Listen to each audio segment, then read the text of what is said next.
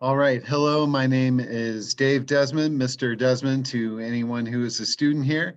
And I'm one of the grade level coordinators here at GLC for the mighty class of 2022. The information I'm going to give you is a brief look at UC Cal State A through G requirements. This is something that your ninth grade GLCs, Mr. Patterson and Ms. Duenas, will be talking with you about when you're looking at course selections, but we just want this available so that incoming parents can get a brief overview as to what A through G requirements look like. So the basic advice when you're picking classes as you're moving into high school is take the most rigorous course load you can handle. It's easy to just say, take the toughest classes you can, but that you can handle is very important.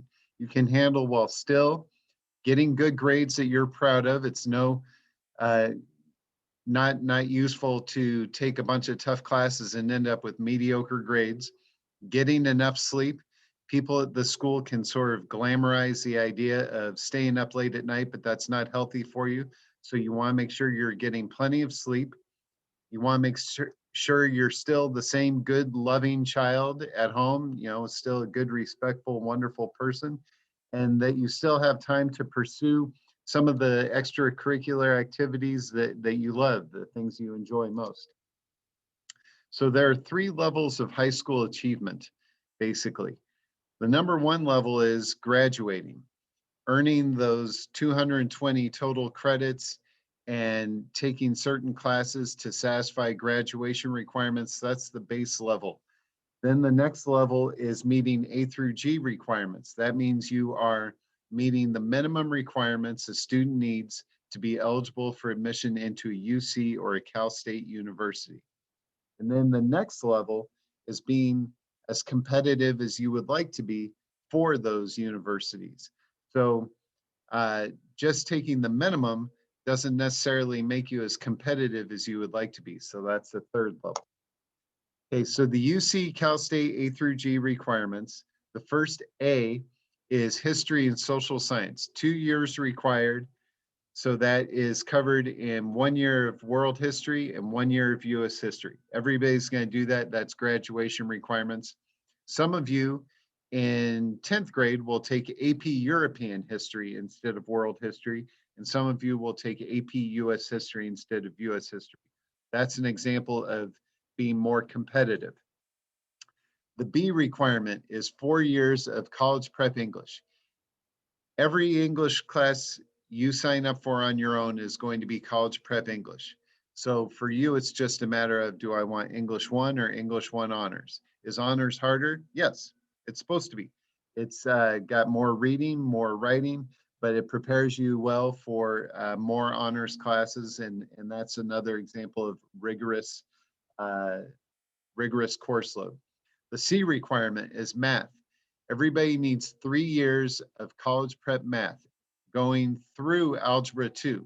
If you've already taken Algebra 1 or geometry, that's great.